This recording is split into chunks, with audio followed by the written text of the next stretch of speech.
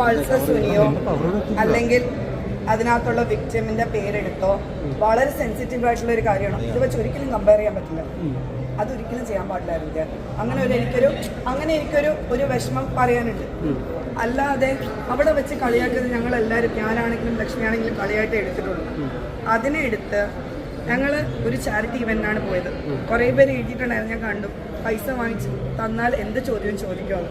ഞങ്ങൾ 5 രൂപ മേടിക്കാതെയാണ് ഞങ്ങൾ പോയത്, ഒരു ചാരിറ്റി ഇവന്റ് ആയതുകൊണ്ട്. മനസ്സിലായോ? അത്രയും റെസ്പെക്റ്റ് ആ ഓർഗനൈസേഴ്സിനോട് ഞങ്ങൾക്ക് സ്നേഹവും ബഹുമാനവും ഉള്ളതുകൊണ്ടാണ് ഞങ്ങളെ വിളിച്ചപ്പോൾ, കാര്യമായിട്ട് വിളിച്ചപ്പോൾ ഞങ്ങൾ പോയത്. രാവിലെ മുതൽ രാത്രി വരെ ഞങ്ങൾ 2 ഏജൻസാണ് ഞങ്ങൾ ജഡ്ജ് ചെയ്തത്. രാത്രി വരെ ഇരുന്നു, 11 o'clock വരെ രാവിലെ തുടങ്ങി.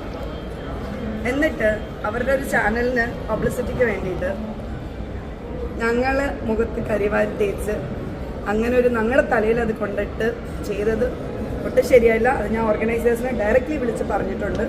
എനിക്ക് എൻ്റെ ഒരു ഇത് എനിക്ക് അറിയിക്കാമല്ലോ, മറ്റുള്ളവരുടെ കാര്യം എനിക്കറിയില്ല.